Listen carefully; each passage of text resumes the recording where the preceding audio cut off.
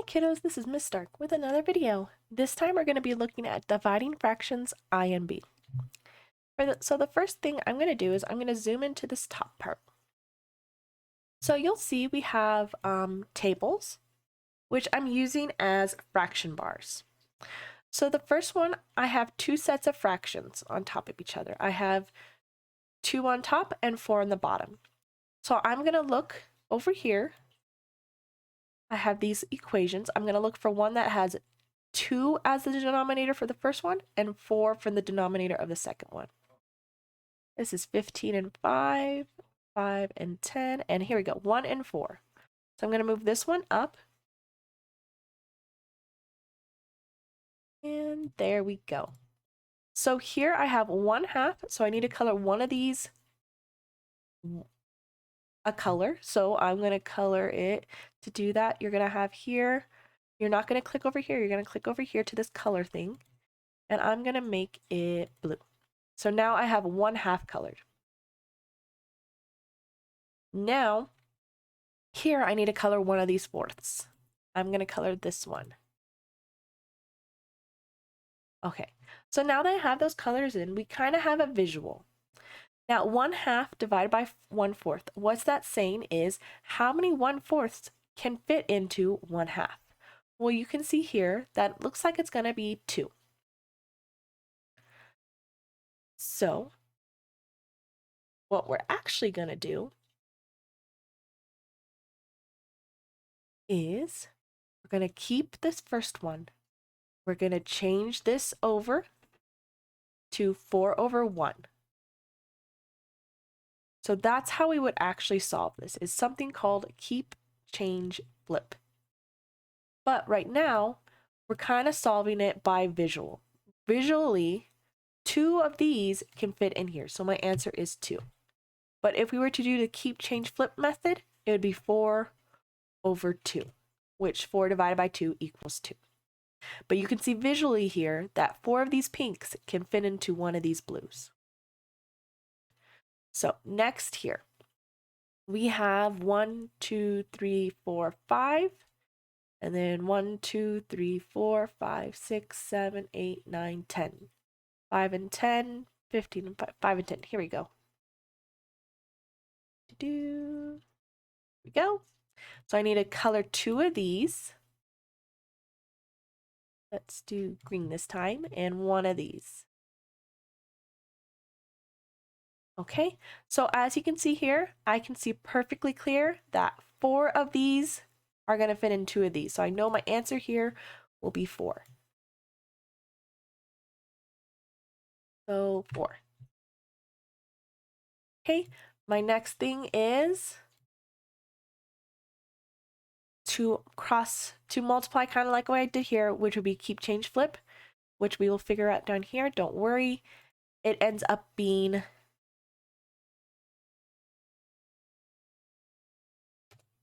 20/5. Okay, this last one fits here. If we were to count, there's 15 on top and 5 at the bottom. We're going to color one of these, color it yellow, and 3 of these. Now this one looks a little different than the other one, because obviously these 3/5 is not going to fit into this 1/15. But if you look, you will see that it takes 9 of the 1/5 to make 3/5. So what that means is it's going to be 1/9 the length. Which, if we were to do the whole keep, change, flip, it'd be 5/45, which would reduce to 1/9. As you see, one of these out of 9, it makes 3/5, so that's how we get the 1/9. Now, here are the steps on how to solve them. Keep the first fraction, change to multiplication, and flip the second one. Solve by multiplying the 2 fractions and simplify. You can actually simplify before you multiply, just an FYI to make it simpler for you in the long run. So here we're going to fill in the blank with these words. So the sentence goes, when dividing fractions, you are finding out how many one fraction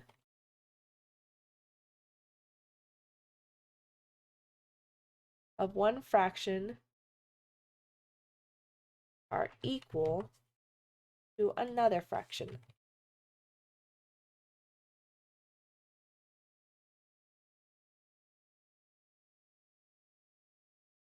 Okay, so here are the same problems,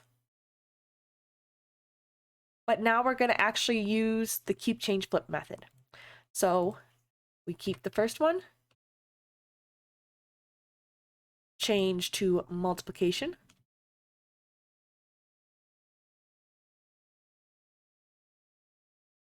and flip the second one. So here, I can cross reduce. So 1 and 3, I can't reduce there, but I can reduce 5 and 15. 5 can go into 15 3 times. So I'm going to put a 3 here, highlight the 15. I'm going to change it to a different color. I'm going to change it to red, saying, hey, that doesn't exist anymore. And 5 can go into 5 1 time. I could cross it out too by going to Format and doing strike through. So that is an option as well. So now I have 1 times 1, which is 1, and 3 times 3, which is 9. And this is exactly the same problem as we had up above.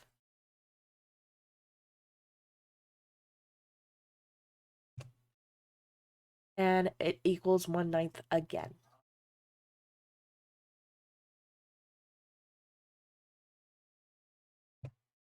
So here we keep the first one, 2/5, flip the second one. Okay, cross reduce where possible. Well, 5 can go into 10. So 5 goes into 5 1 time, 10 2 times. Change that 5. We'll change it to red again. Change the 10 to red.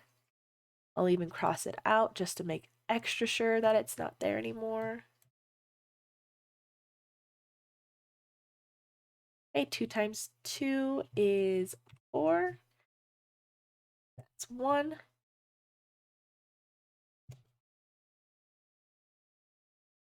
Which this, when a whole number is over 1, it just equals 1.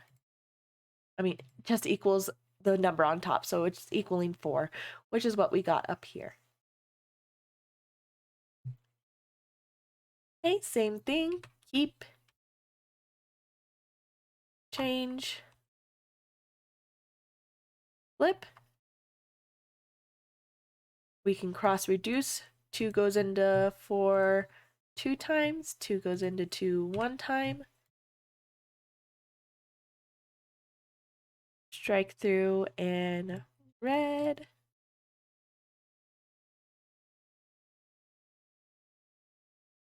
Strike through and red. 2 times 1 is 2. 1 times 1 is 1. And there you go.